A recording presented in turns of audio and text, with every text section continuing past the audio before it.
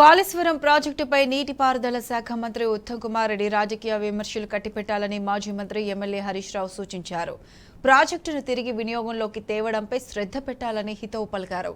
కాళేశ్వరం ప్రాజెక్టుపై జాతీయ dam safety authority సమావేశం ముగిసిన అనంతరం ఢిల్లీలో పత్రికా సమావేశం నిర్వహించి ప్రాజెక్టుపై అవాకులు చెవాకులు పేలిన ఉత్తమ్ కుమార్ రెడ్డి మరోసారి తన అవగాహన రాహిత్యాన్ని బయటపెట్టుకున్నారని విమర్శించారు.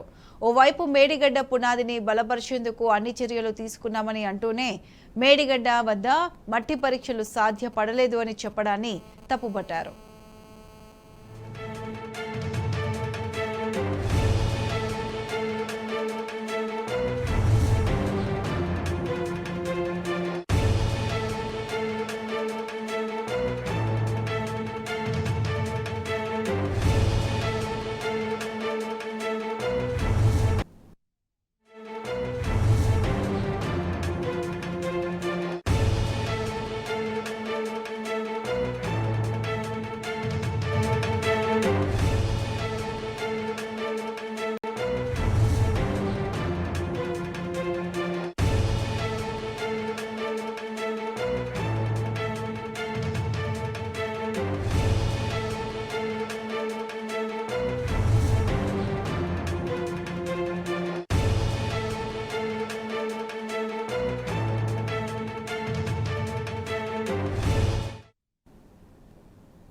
కాళేశ్వరం ప్రాజెక్టుపై నీటిపారుదల శాఖ మంత్రి ఉత్తమ్ కుమార్ రెడ్డి రాజకీయ విమర్శలు కట్టిపెట్టాలని మాజీ మంత్రి ఎమ్మెల్యే హరీష్ రావు సూచించారు.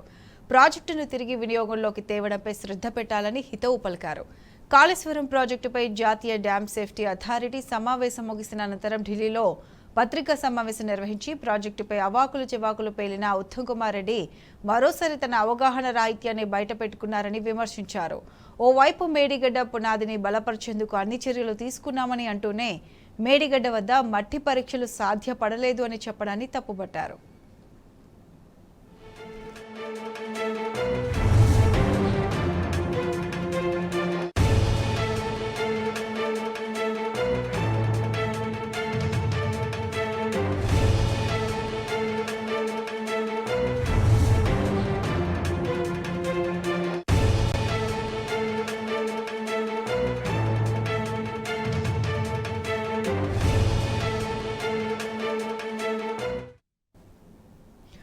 కాళేశ్వరం ప్రాజెక్టుపై మంత్రి ఉత్తమ్ కుమార్ అసత్య ప్రచారంపై పూర్తి అప్డేట్స్ మా ప్రతినిధి లివిల్ అందిస్తారు. లివిల్ చెప్పండి, కాళేశ్వరం ప్రాజెక్టుపై స్ట్రాంగ్ కౌంటర్ హరీష్ రావు ఉత్తమ్ కుమార్ కి ఇచ్చినట్టు తెలుస్తుంది. దీనికి సంబంధించి పూర్తి అప్డేట్స్ ఏంటి?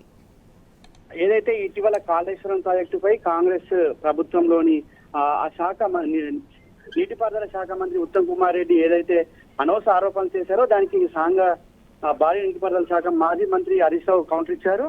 ఏదైతే కాళేశ్వరం ప్రాజెక్టుపై జాతీయ డ్యామ్ సేఫ్టీ అథారిటీ సమావేశం ముగిసిన అనంతరం నీటిపారుదల శాఖ మంత్రి ఉత్తమ్ కుమార్ రెడ్డి ఢిల్లీలో కాళేశ్వరం ప్రాజెక్టుపై అవాకులు చెవాకులు పేలారు.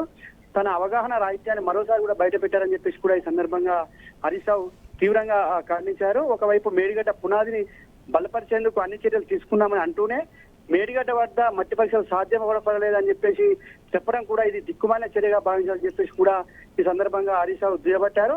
ఈ ఏడాది మే 5న నివేదిక ఇచ్చిన ఎన్డీఎస్ఏ వర్షాకాలం వరదలు రాకముందుకే జూలై మొదటి వారం లోపే పలు సాంకేతిక పరీక్షలు నిర్వహించాలని నివేదికలో పేర్కొన్నది.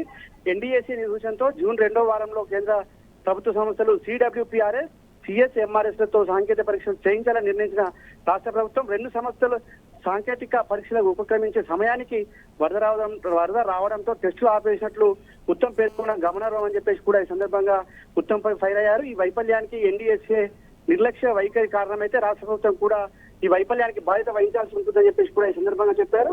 అంతేకాకుండా national dam safety authority 2023 October చివరిలో అడావిడి వంటి వార్త రాజకీయ నివేదికపై ఆనాడే విమర్శలు వెల్లువెత్తినాయి.